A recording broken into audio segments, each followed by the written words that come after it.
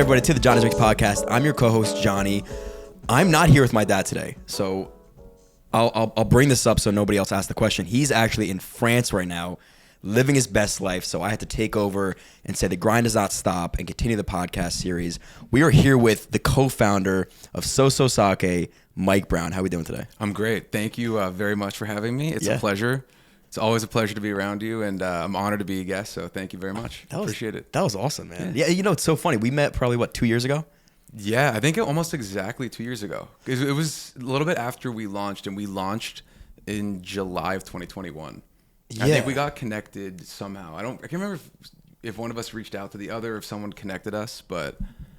Were we talking about Soso when we connected? We did. We were talking about Soso, and I think that you had known that I went to Penn State and had mutual friends with you. So it was like a super easy conversation, and then we just got into how you were doing the Johnny Drinks, and it was like perfect for us to do something together. Okay, yeah. So it wasn't before, because I know you've had startups before this. Correct. And this, so I thought maybe I reached out prior because I had a startup experience. No, I think it was because maybe you had seen what I was doing with Zebra or something. I don't know. And then when you saw that I was getting involved in the beverage space, yeah, that was it. Okay, like it made sense to talk or something. So explain what Zebra was. Yeah, so Zebra was an electric moped subscription. Which sounds a little bit crazy, but if you've seen like Revel in New York City, like the sit-down mopeds, similar form factor to that, but the idea was a monthly subscription where it was actually delivered to your house and it was yours for the month. You could use it for as long as you wanted, and when you were done, you would cancel and we'd come pick it back up for you.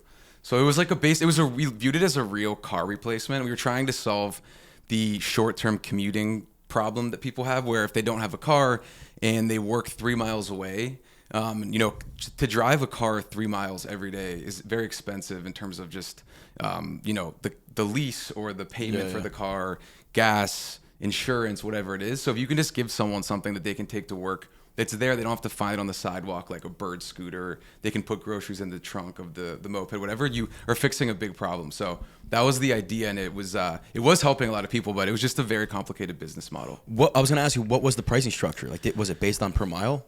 No, it was it was probably too good to be true looking back. It was $99 per month flat to start.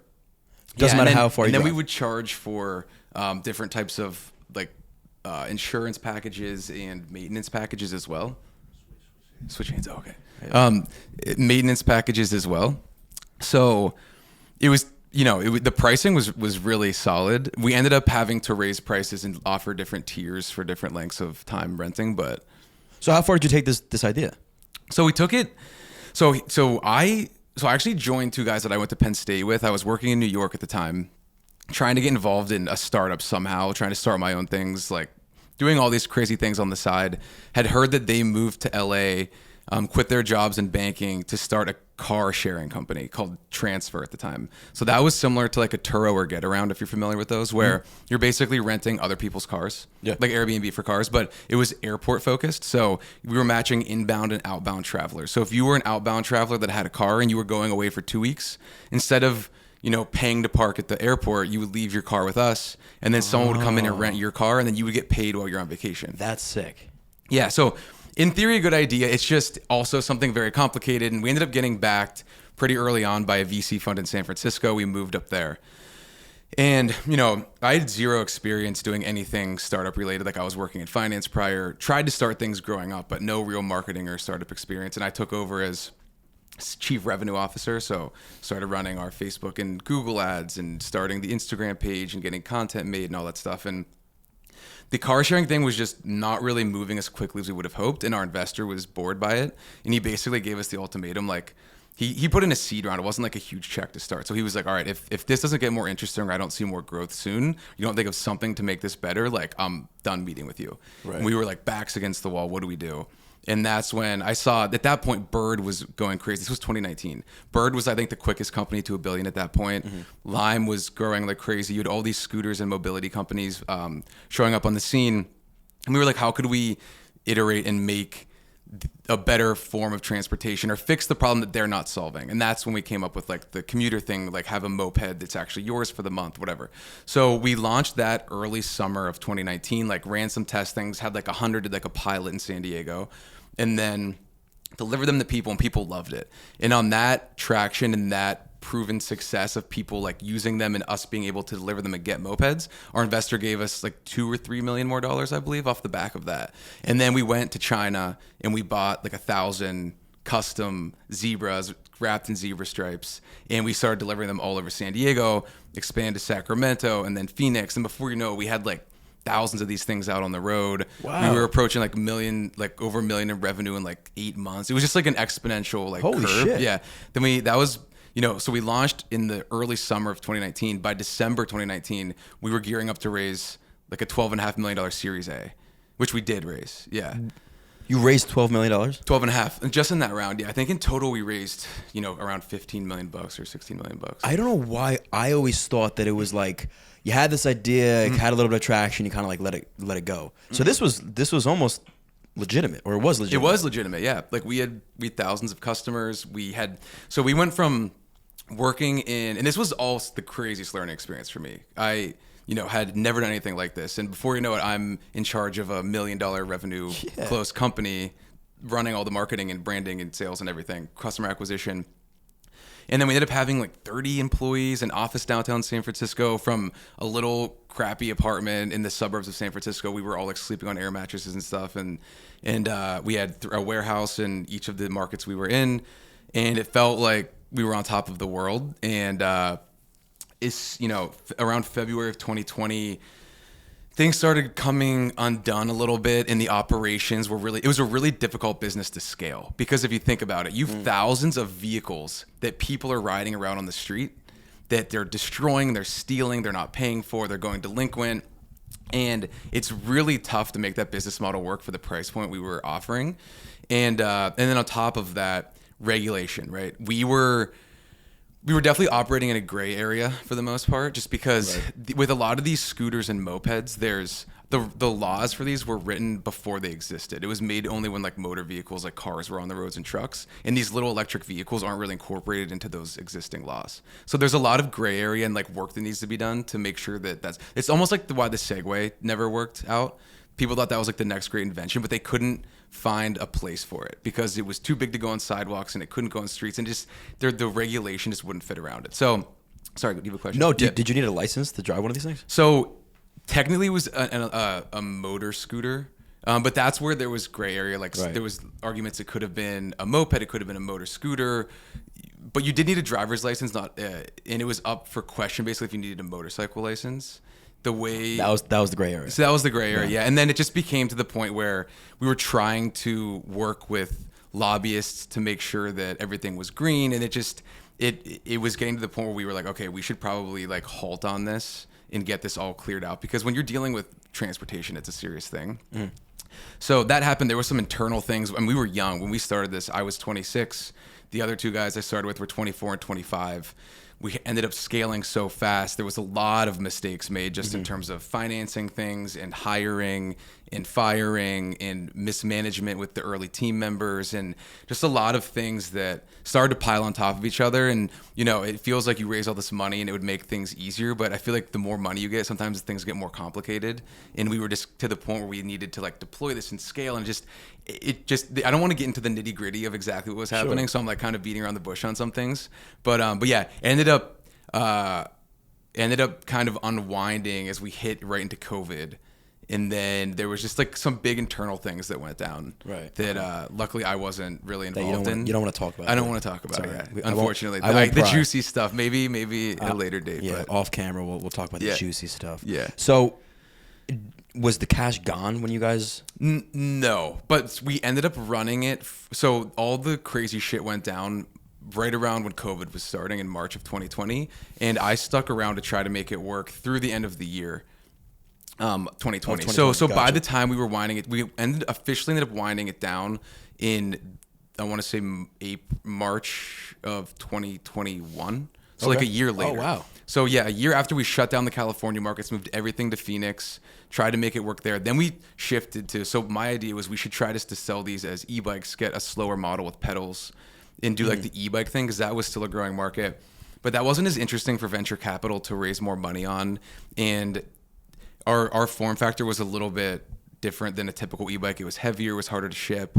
There was a lot of things that was complicated about it, and it just got to the point where we were just burning cash, and we weren't going to be able to raise with everything that had gone on, and just the idea wasn't exciting anymore. And we were like, we should probably put this to rest. So you felt it before and made the decision to say, hey, this is not going where I need it to go. Yes. That's interesting, because normally people will run. You have so much passion for your ideas. They're like your babies. You don't ever want to let it go. Well, so that we did feel that way. We did run it for a year. After it looked doomed, we still tried to make it work for a year. But it got to the point where there was literally nothing else we could do. Because I'm the last person like, oh, I'm going to give up. It's hard now. You don't seem the type. Yeah. So I wanted to give it every chance that we could. It just got to the point where there wasn't really anything else we could do. Right. And you have to face, I think there's two things you have to be good at when you're an entrepreneur. You have to be good at knowing when to keep going and know when it's just difficult and you need to push forward and not give up. And you also need to know when, maybe this isn't going to work. Right. And I'm going to waste my time trying to force this into existence, which is just as much of a problem as giving up early. Right, because now you're wasting time in your life. Exactly. And just other people's lives and wasting money. And the money too. Yeah. So it's just, I think people always talk about like, don't give up, don't give up. If you know deep down it's going to work, then keep going. But if you see signs, and there's a lot of times there's signs that you need to be real with yourself and not fall in love with an idea, because that can kill everything. Yeah. And like you said, if you don't have, you said, you got to know when enough is enough and you got to cut it. Mm-hmm. You also got to know if you're not the right person for the job. If you didn't have the passion or the understanding or the skill set to run a motor vehicle company, right, you may have to know this would have been a great idea, but I wasn't the right person. That's a humbling 100%. That's a humbling conversation to have with yourself, but it's reality. And it springboards into doing stuff like Soso Sake, which we have to ask the question, why on God's earth are you wearing a holographic jumpsuit? Yeah. So that did springboard me into Soso, which was awesome. But yeah, so the holographic jumpsuit was honestly a joke at the beginning. Yeah. When we were designing our packaging and just the brand feel, everything we wanted to be just fun, right? I guess explain what Soso Sake is. A canned sake soda. Yeah. So it's a canned lower ABV sparkling sake. Mm-hmm. It's 5.8%, 97 calories. It's basically like an RTD sake drink, right?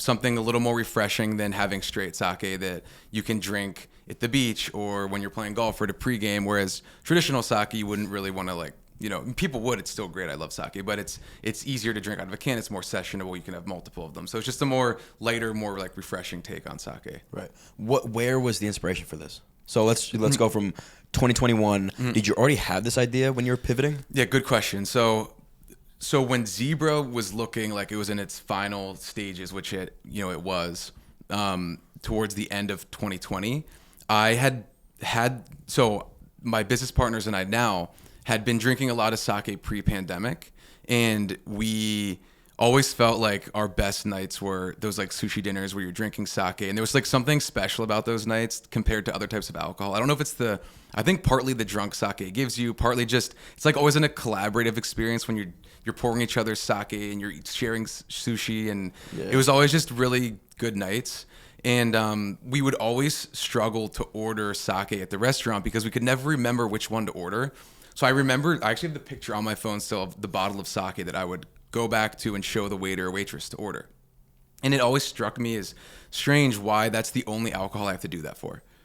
Every other alcohol I could name a brand, like vodka, tequila, wine, beer. Well, I hate to say the reason why, but we're white. Well, no, so I mean, but even a lot of like Asian people that I know, honestly. Really? Yeah, it's definitely true. And I just think that because there's not a ton of marketing within sake. That's a really good point too. Yeah, and that's a lot of what it is. Especially in our culture. And it doesn't mean that, there's a ton of great sake brands out there that have existed. I'm not saying that at all, but it just in terms of if you look at like social media presence and everything like that, there is actually in the last like couple of years, there's some other brands that are doing more marketing, but at this point, there wasn't really much in terms of like a sake brand doing a ton of marketing and being in places where it was really trying to get people to like know and like love the brand like other alcohol brands were doing.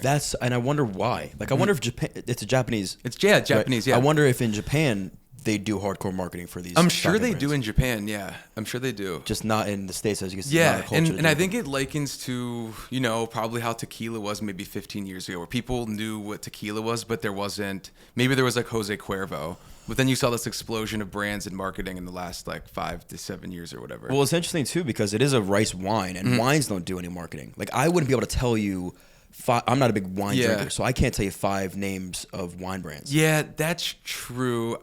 I would say there's not a ton in terms of social media marketing and stuff for wine, but I think there is marketing in other ways when you just look at vineyards and stuff in California, and they have people going there and testing their wine and tasting it. And then I think there's a lot of just marketing through restaurants where they work with the waiters and waitresses and sommeliers, and they're recommending certain wines. And there's, a lot of point of sale stuff for wine that you'll see in stores, and they'll have displays and good placement, whereas sake is typically kind of by itself in its own section and isn't as like at the forefront in a lot of like alcohol stores or whatever it is. That's a great point. Yeah. In some sushi restaurants, you'll obviously have people recommending sakes, and there'll be sake placed out. But I just think that there wasn't as much effort and money put into marketing.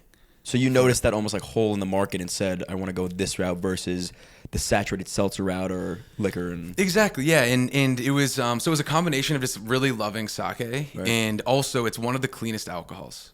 So it's rice, water, koji, and yeast, and it's super clean. There's no flavor stabilizers added to it, like preservatives. It's sulfite free. Like it's very clean compared to a lot of other alcohols. It's honestly like might be the cleanest, one of like the cleanest. So that was another thought in our mind as well, and it blends well. And we started to see a lot of sake cocktails popping up at restaurants that didn't have liquor licenses, and it just seemed like an interesting space. And there was, some new craft sake places popping up here and there, and it felt like there was just, like a wave of sake coming, and we were like, this would be cool to be a part of. So when did you launch? 2021, you said, right? Yeah, mid 2021. So at the end of 2020. I basically went back to them and said, hey, I think that Zebra's pretty much dead in the water. And, should we go back to the sake idea and start messing around? And at first it was just, let's create, a cool brand within sake that's known and do like different types of marketing for it. But then there was this explosion in the RTDs and high noons and even seltzers and like the canned drink frenzy per se. And we were like, what if we did this with sake? Let's mess around with some recipes. And Scott, who is one of my co-founders as well, who you haven't met. No, I met the other one. Andrew, yeah. Scott had a background in beverage and taste testing, actually. He's done taste testing for like corporations in coffee for them to pick like their bulk coffee or whatever. So he is like a refined palate. And we started mixing recipes with him. He would taste them, write the feedback down. He could basically translate what we were thinking into words about the recipe. And then started working on that towards the end of 2020. So I had told my co-founders at Zebra that I was working on this on the side, saying like, this is either going to be alive in 6 months or dead in 6 months. If it's alive, that means that we raised money and more money and like things are on the upward trajectory and you won't need me around. And if it's dead, then it's dead, which I pretty much knew it'd be dead at that point. So Zebra, you're saying? Yeah, Zebra. Yeah, okay. So that's why I was like, kind of working on that on the side. And at those early stages, like there's not much you can do when you're getting incorporated and you're like getting your trademarking and working on the recipe before you're launched. Like there's not a whole ton you can do. So I was able to like work on Zebra and kind of do that on the side. And then, we got the final recipe and came up with the branding and that all went down from like the fall of 2020 to the summer of 2021 is when we launched. Who did the branding internally, or you hired somebody? So actually it's funny. One of the guys that I met through Zebra, he was like the head of creative design at Tesla. I was gonna say, because your design is so sick. Yeah, and we actually, our intern at Zebra, we were like, find someone cool to do design for us. Just go on LinkedIn and look up designers. And I remember he leaned over and he told us, I found this guy at Tesla. Do you think it's worth reaching out to him? Like he's the head of creative design. We were like, do it. Like screw it. Shoot your shot. Yeah. The guy ended up hitting us back up. Loved the Zebra idea. He became a good friend of mine just from content shoots and branding exercises and all that sort of thing. So he was one of the first people I hit up with the Soso idea because I wanted him involved because he's super talented at design, and he has been to Japan a bunch of times and is like a huge, like he does like sketches in his notebook of like Japanese art and all this stuff. So he was instrumental in coming up with like the direction for the Soso brand and look and all of that. So I give him a lot of credit. No, it's so unique and it's so. Like, you could tell there's precision in what he's doing. It's not like just random. He's, let me fuck around and draw something. Yep. Like, there's such a there's almost like a journey, and I like how every can has a different character, a different name, and it makes you feel like you got to collect them all. And I think that's very Asian inspired too when you look at like anime and stuff like that. Yeah, he drew a lot of inspiration from Japanese brands and just artwork and pop culture. So So cool. he did a really good job of incorporating that into our brand. Right. And I want to talk about the launch of Soso, but before we do that, let's take a quick commercial break. A few moments later. And we are back. So I was just asking the question about the launch of Soso. And I remember, and at this point, I don't know if I was in my startup journey or I was doing Johnny Drinks, but I remember being very impressed with how you went about promotion of the launch itself. You had like a crazy sushi night, and you're doing a bunch online. So, did you strategically do that, or you kind of just went with it when it started to roll? No, that was all strategic at that point. So it was like, as I said, Zebra was mouth on a fire hose experience where I was just getting so much thrown at me and learning so much. It was crazy. So I really got a handle of, the digital world, especially in, marketing, whether it's through paid ads or through doing things with influencers and just content, that I had a pretty good idea of how I wanted to go about marketing it off the bat.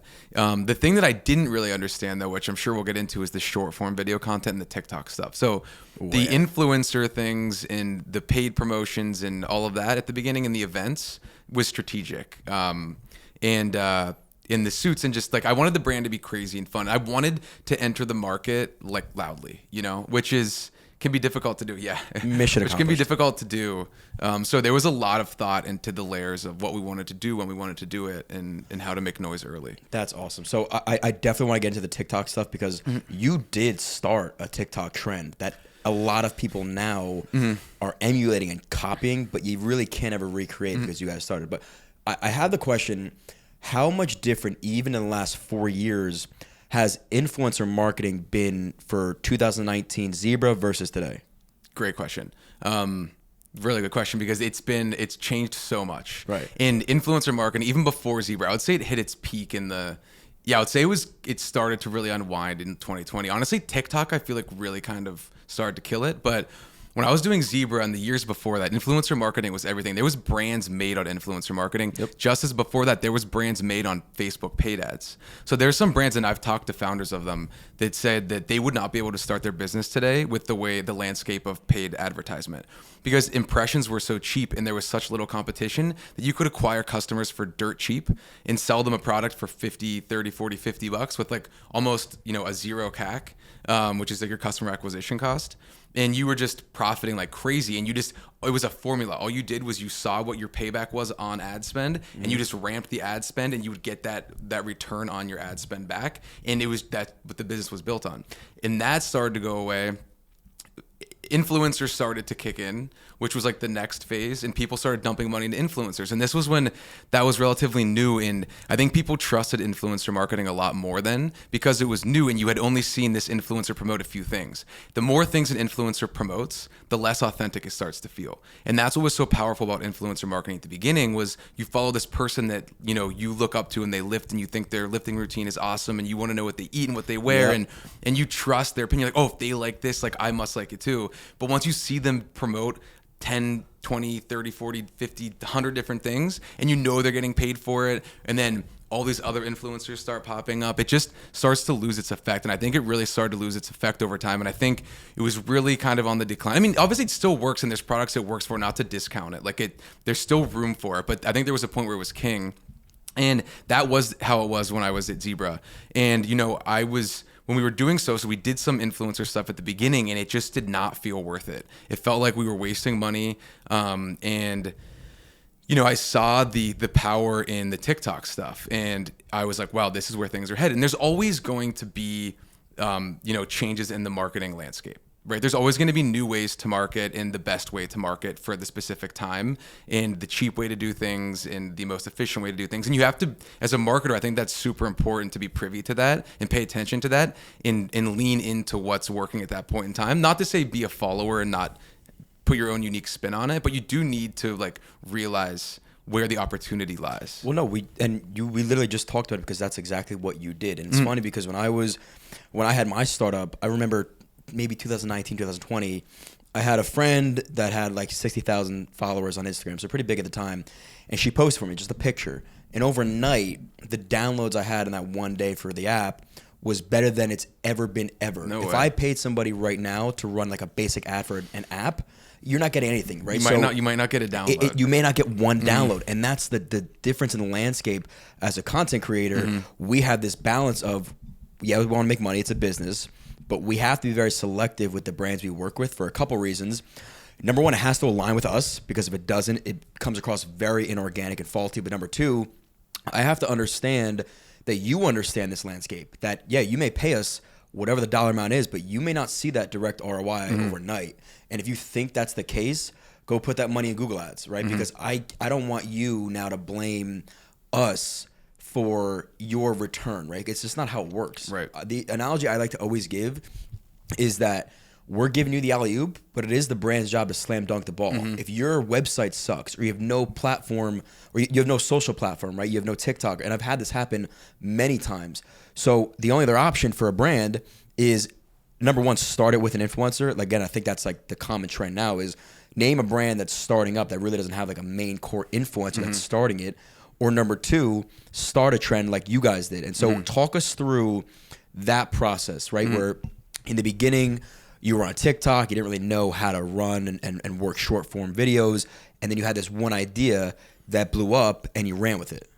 Yeah, so I'll give a lot of credit to my buddy JT, who was early to the TikTok thing just in general, and he like lives in the influencer world and is an influencer himself and has a lot of influencer friends, and he started leaning hard into TikTok during 2020 and had some success creating basically like an influencer house for, he called it an adult influencer house because it was people in their late 20s as opposed to like the 18, 17-year-old TikTok house. JT Barrett, you said? Yeah, JT Barnett. Yeah. Barnett, yeah. So yeah, he's great. And he kept pressing me to lean into TikTok and tell the founder story and tell stories about starting the business. And I honestly did not want to at the beginning. I was against it. I was more in line with just wanting to create the brand that is the brand and not have me attached to it at all. I didn't want to be in any of the content, which is funny now because I'm in so much of it. Oh yeah, like I was against it. He was like, you got to do this. You got to do this. This is the way it's working. It's working really well for some other companies. Who was his, do you remember his examples? Like Midday Squares, I remember he would talk about a lot. Yeah. Anybody else? Just curious. That was the one that he would constantly show me. Was Midday Squares. He was like, he's like there, like they showcase their team a ton, and it's like all this behind the scenes stuff. And so I checked them out, and I was like, okay, that's cool. Let me see what we can do here. And he kind of gave me the initial idea for the first video. This is how we started the first ever sake soda, and we got the clips together. And I remember he helped me write a voiceover for it. Then I actually did the voiceover, and he edited the first video. We did? Oh yeah. So he was like very involved in pointing me in the direction of just doing TikTok in general. And that, I think that video got 350,000 views in like the first day. I remember that was your first video. Right? I remember that. And I was like, I was blown away. I could not believe it. Well, here's the thing too that I've identified as, again, you can always try to guess the algorithm, but I'm never gonna be like, this is exact. What tends to happen with TikTok, it seems like the platform gives a really good chance of virality for like your first 5 videos. So what I always say to brands and even people, if you're gonna start, make sure you get those 5 videos to count. Like, don't just go wing it and be like, I'm gonna fuck around and post whatever I want. Because then they just they identify you as a regular average Joe Schmo that doesn't know how to make content. So those first 5 videos are super important. Like that video that popped off for you, and same thing happened with us. It may not have happened if it was your 1,000th video. You know, 100, like definitely not. Definitely not. Yeah, and that's why, and JT knew that too. So that's why he was so serious about that first video. That's so interesting, man. So I give him a lot of credit for that. And so that started working. I still at that point was not sold on me being in a lot of the content, and I actually like contracted 2 younger people to make content for us that wasn't me on our TikTok, and just it was more product focused stuff and trends.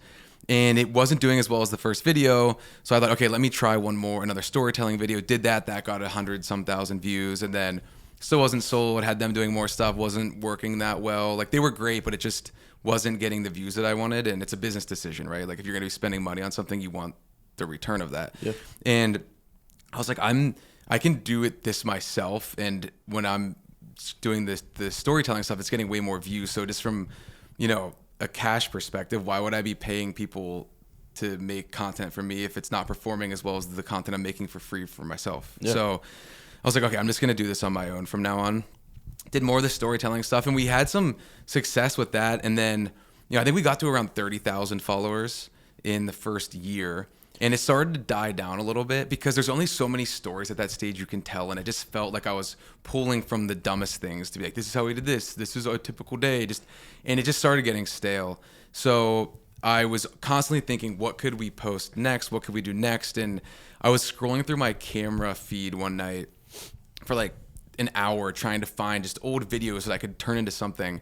And I came across this one clip where Scott, Andrew, and I were at a small grocery store in San Francisco with the cooler. And I was just trying to get B-roll for another video of us in front of the cooler, putting up our thumbs, just to put in a clip of like, this is how we do a tasting in a store. And as we were doing that, I had on like a barrel across from us.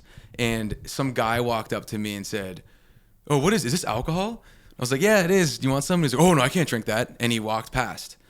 And I saw that video and I was like, let me try to post that. Who knows? And I threw some captions on it and put it up, and then boom, 150 or 200,000 views. God. I was like, oh, we might be onto something here. Started going back and finding some more clips of us talking to small store owners, of us going in and pitching them, where I was just trying to get B-roll footage of Scott talking to someone that I would voice over. But I was like, let me just play the natural sound and show the interaction of them, put some captions to it. That started working. Then I was like, okay, I'm going to legitimately bring a tripod and a microphone to a tasting and set this up for filming and see how that does. Right. And then those really started to do well. And then a couple other brands started posting them, which like all fair. And another brand got, I think, 7 million on a tasting video. And I'd been getting a couple 100,000. And I was like, what the hell? Do you want to say who? It was Noka. Who there? He's a buddy though, and like I actually filmed Alex. Yeah, and I went up to Boston and we actually shot content together. He's a good dude. So he got 7 million on a clip, and I was like, damn it, like he got 7 million, and I only getting a few 100,000. Like, how do I get 7 million on a video doing this?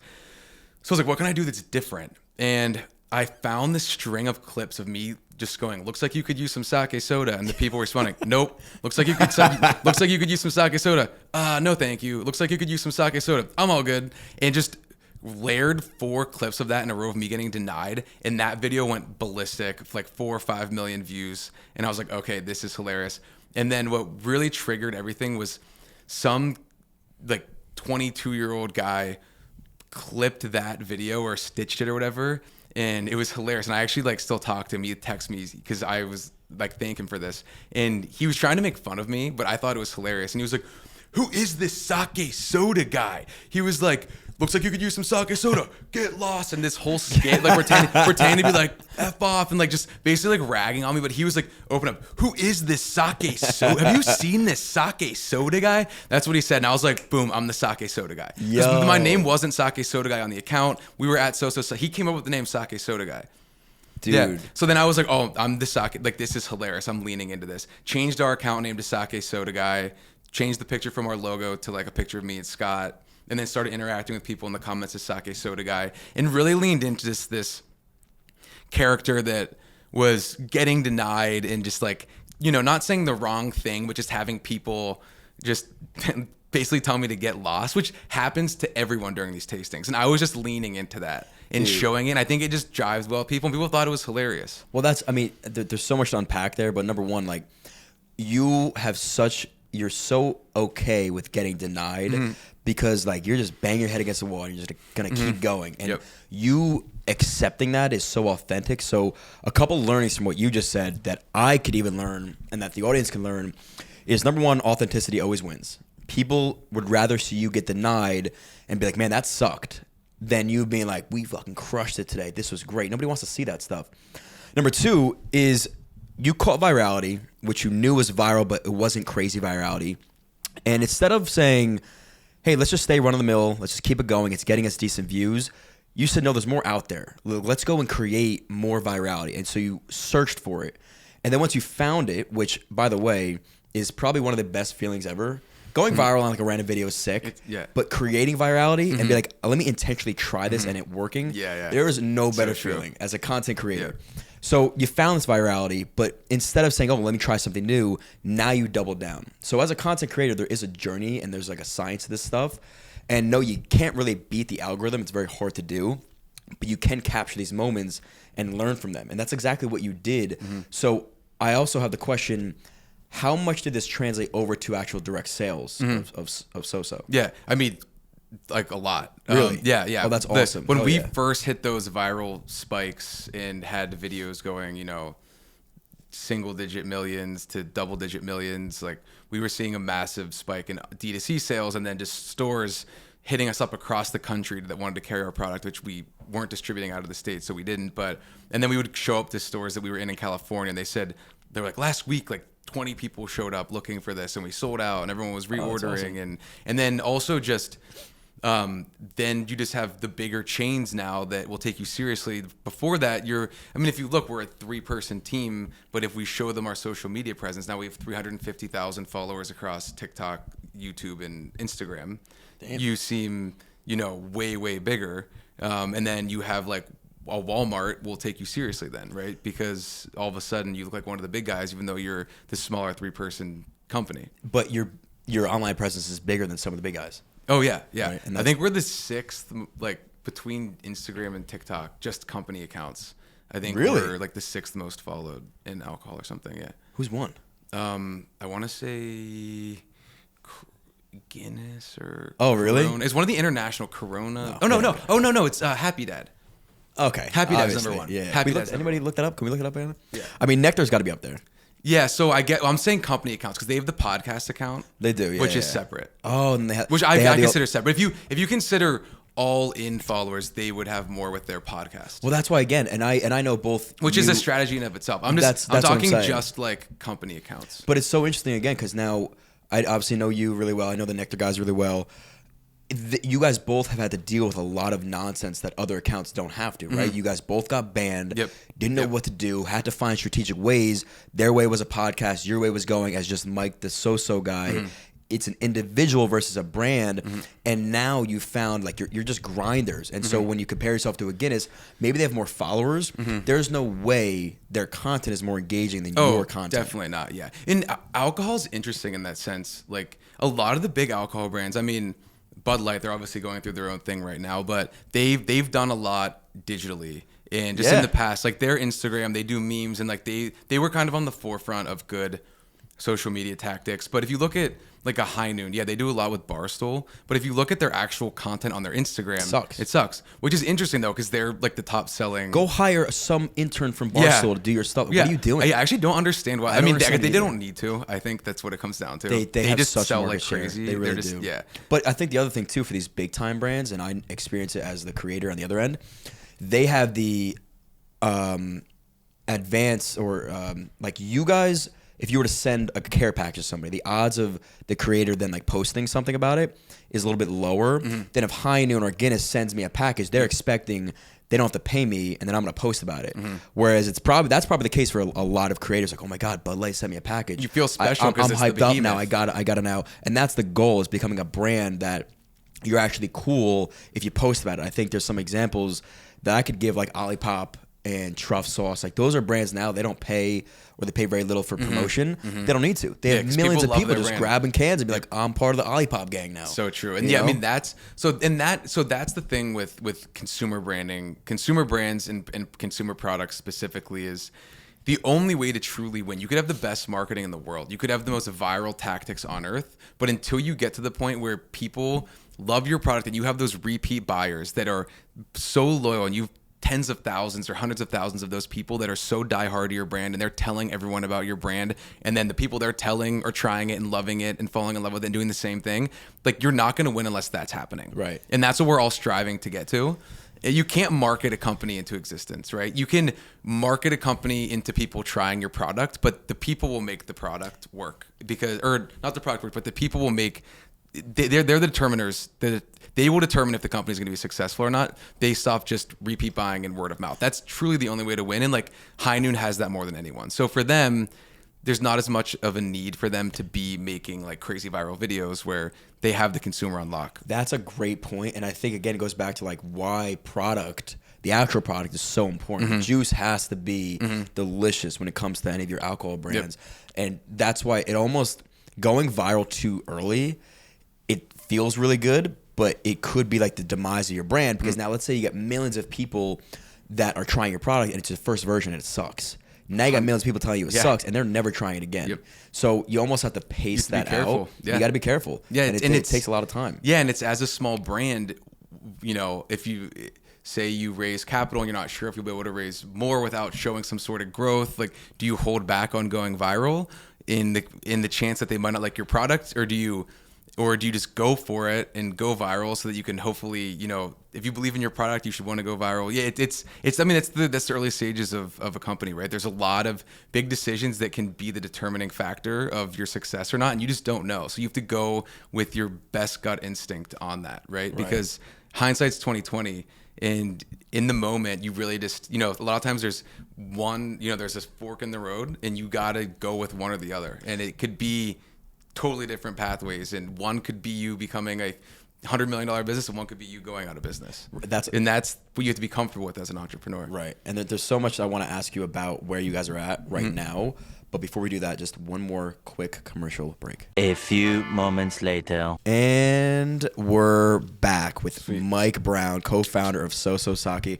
I mean, off camera, I was hyping you up, man. I really do want to give you credit because you're actually like a very smart dude. You know, like you are intentional with what you do. You're not just some guy running around in a jumpsuit hoping to go viral. Right. And I think the beauty of it is that it comes across like that. Yeah. You're just a simple guy, and you have a lot of fun with what you do, but it's very strategic, and you have a plan for everything. And I think that's a good concept for a lot of other founders to grasp. Like, this is not just some fun game where you can willy-nilly start a product and then hope it does well. There's you can hope as much as you want, but you have to be very precise with what you do. So started Soso in 2021, went viral, sold a ton of cans. Where are you at now as far as like sales? So I guess the progression. So we're like talking to investors and stuff right now. So I don't want to get too into sales. You share with whatever you share. But I would say from last year we're expecting to, like, you know, I would say 4 or 5x what we did last year, which is solid. In 2023. In this year, yeah. Wow. Yeah, but here's the thing, our trajectory has been odd. So this is why our growth timeline's a little. This is why our growth timeline's a little bit weird. I would say is when we launched in 2021, we were because I had the experience in direct to consumer from zero. Like, I was selling electric mopeds online and electric moped subscriptions, and I had our CAC down to like nothing for what our payback was, like LTV and customer acquisition costs and all that stuff. So I was super confident in my ability to be able to sell a canned product online. And I heard the success that Bev was having and that June Shine was having. During the pandemic, a lot of these companies had explosions in sales because they were able to swing to the direct-to-consumer direction, and we're just pumping out product that way, right? And ripping sales. So when we were starting this, the pandemic, you know, it was a year, we weren't really out of it in 2021, middle 2021, right? And I was hearing all of this, and I was like, oh, we could probably get away with, and I didn't know, like, none of us had any beverage. Scott had beverage experience in different route, but not alcohol, which is so different. So I'm thinking to myself, we can game this where we can just go direct to consumer, bypass a distributor to start, and just start selling product online and keeping all the profit margin ourselves, not taking the distributor fee, not taking the store fee, and, you know, just go off of what like Bev and like June Shine are doing direct to consumer. Why were you able to do that without a distributor? Because if you're going direct to consumer, there's no distributor. You don't have to have one for liquor sales? No, like we have like a shipping partner that handles our shipping for us. Got it. Okay. But when you're going to a store, when you're going to a store, selling to stores or restaurants, that's when you need a distributor. But our distributor isn't involved in our online stuff. Got it. So I'm thinking, okay, we can just get this going without needing a distributor and just rip this online, and we'll be a viral sensation online, and we'll just have, I'm so confident in my ability. I can run all the paid ads myself. We don't have to pay some agency. I can get the content made. So like for us, like people pay advertising agencies like $25,000 a month, whatever. Like, I can do that all myself. You still run the ads? Yeah. I really? still run all of it. Yeah. Like, you run your Facebook ads? Oh yeah, I run our Facebook ads, Google ads. The whole Instagram I manage. I post every post on Instagram. Really? Yeah. Answer all the Wow, DMs, man, that's all the crazy. comments. Yeah. Every TikTok video I edit. Good for I you, edit our man. YouTube videos. I make our YouTube thumbnails. Like everything. Wow. Yeah. So I'm thinking we can do that. As soon as we launched, the whole D2C alcohol trend just went downhill. Yeah. And as we were thinking this was going to take off, people are winding back their D2C and shutting down their alcohol D2C businesses and just going back to retail. And we're like, what the hell? So we spent the first 7 or 8 months of our business with no distributor, trying to get one. We started conversations in the fall after we launched. Like 3 or 4 months we started conversations, but it took a while to get one. So we ended up getting like a very big one, which is great, like a national, like probably the biggest wine and spirits distributor in the country, which was great.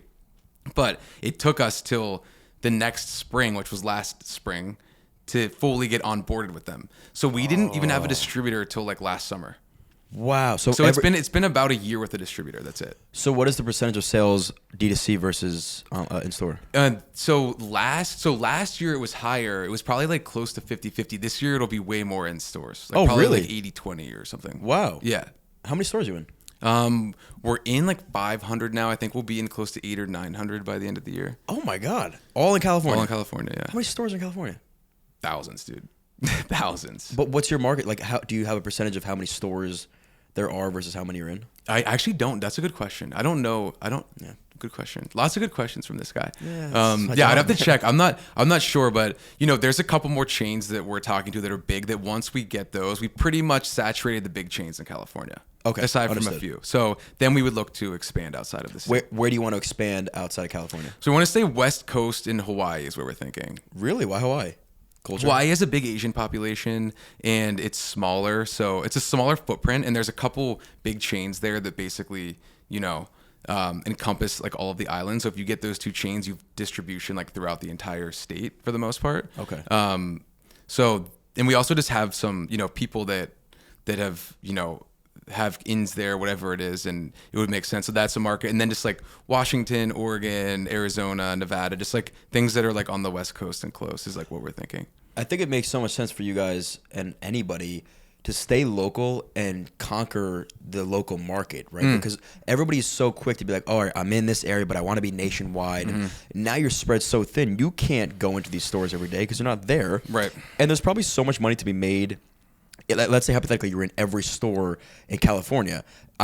I don't even know what your revenue numbers would be, but it would probably be tens of millions. Yeah, like already. crazy. Yeah, so that's the thing. And if you're building a business, whether like most of the time you're building these businesses to get bought, right? And if you look at Ranch Rider, so they started just in Texas, and they got bought in like a year just based off their success in Texas. So a lot of these strategics will look and say, okay, if their velocity in this one state is XYZ and their sales are XYZ in this one state, that's enough proof for us that this works.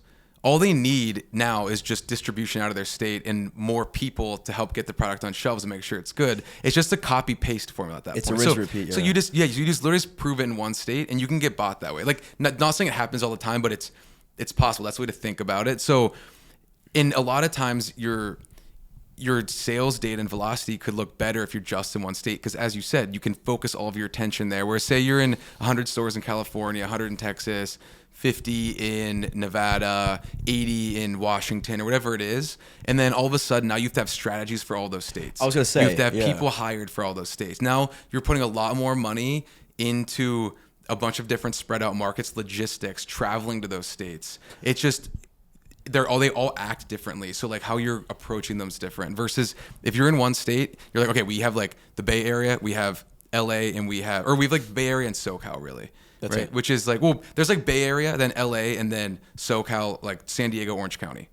Those are the main markets in California. Well, it's funny because like you mentioned like the rinse and repeat. Once you conquer one area, you can then go on to another area and do the same thing. But Ranch Rider, you said? Yeah, we worked with them. It's a good example, but hypothetically, nobody drinks more ranch water than people in Texas. So for sure. Let's say people in Jersey hated it. No, that's true. Yeah, and that's so- the risk. That's a good point. You're right because okay, maybe they just have a ton of success in Texas, but other states it wouldn't work. So can you make that bet? I don't know. That's for the person who bought them. It's a culture thing too. Yeah, like Taylor mac and cheeses do really well over here. Yep. Would they do well anywhere else? I don't know, but it's like a New Jersey strong thing. Because you got to like Taylor ham. And we're saying Taylor ham and not pork roll because we're in North Jersey and we're right. But it's same thing with you guys. If you want to really and not hack growth, but show a really great velocity number, you're way better off, localizing, say, hey, people here love this stuff. I don't know if they love it there yet, but let's make sure everybody here loves it first, so we can show these big numbers, and then go to places like New Jersey, or Midwest. How many people in Midwest like sake? How many people know in Oregon what sake is? It could be a completely different market. Exactly. This is all things you need to think about, right? And this is all things that investors think about and potential buyers think about. And no, you're totally right. And yeah, the success in one state doesn't always mirror success in another state. But I do think that there's power in having success in one state. Because at the end of the day, if it's flying in there and you are crushing it in one state, the odds are that it would do well in a lot of other states. And in most alcohol, a lot of alcohol is regional, like High Noon's national. But if you look, a lot of times you go to East Coast and West Coast and you'll see different stuff in the fridges. And owning a region is pretty powerful too. And a lot of strategics, they might not have as much of a presence on the West Coast as they do the East Coast, and they're like, oh, this is a great plug for us to like get up our presence on the West Coast or whatever it is. There's like this area would be great for Soso, but you don't have people here. Right. You'd have to move here. Yeah. Or hire someone. Or hire people, which requires a lot of capital. So there's so many gives and takes, because obviously then it is a revenue boost though, because you're opening up a new stream of stores and potential customers and all that. But it's like, what are you valuing? And I think a lot of investors and strategics they want to see increasing revenue, but I think velocity is really important to them in beverage. So you think that's like a KPI for them? I think velocity is probably the biggest one. Yeah, I would guess. Interesting. So can you talk about your fundraising right now? No. It's kind of on the low key. Yeah. But that's okay. And you're looking to raise again pretty soon. You could say. Yeah, it's like always conversation. Like we did raise around that. I'll say like the end of last year into the beginning of this year, but it's like conversations for, a little bit into the future, like probably end of this year, early next year. It's got to be hard to not take money if somebody's like, hey, I'm really interested. Right. I know you're not raising, but it's true. I mean, I think that's something as founders you always have to be conscious of too, is when to take money and when not to. And I think in this type of environment, it's hard not to, as you said. Yeah. Because money's not easy right now. 3 years ago, money was pretty easy for a lot of people. So if you do have the opportunity to raise, like you got to be smart about it. But it's not always the smartest to raise money, because as with Zebra, which we needed to raise money, but more money can lead to more problems in many different aspects of life. Like it's a true thing. And I think if you raise a substantial amount of money and you raise way more than you need, yeah, you're comfortable, and yeah, the chance of you going out of business should be less. But are you going to make as wise of decisions as you would when you're strapped for cash? Are you going to focus as much? Are you going to put as much effort and energy into hiring the best people? Or are you just going to pay for someone that has a high market value, that worked at a big company with a good name because it sounds good and it should work out, versus the guy that's hungry and scrappy that you should be hiring? Like there's so many. Are you going to blow money on an offsite retreat and bring a bunch of people because it sounds fun, and then at the end of the year you look back and you're like, we got way too lax with spending. A lot of our money did nothing. A lot of what we spent didn't do that much for the business. And that's obviously like a founder dilemma. You would hope that most founders, if they raised money, would be responsible enough and still make the right decisions. But a lot of times I think that is what happens with founders, is they raise a ton of money and it's just not the same mentality or mindset when you feel comfortable. Especially when you're young. When you're young and in your area, LA area, and New York area, everybody wants to have the crazy big launch parties and the on-site pop-ups. Like, what do you want to do? Do you want to pretend to be an entrepreneur, or do you want to actually be one? There's a lot of that. And I noticed that too. So I went to LA briefly for like a couple of days, or maybe even like a week, but I noticed so many brands burning through cash with like these crazy parties. And yeah, it's a lot of fun to do and show that you did it.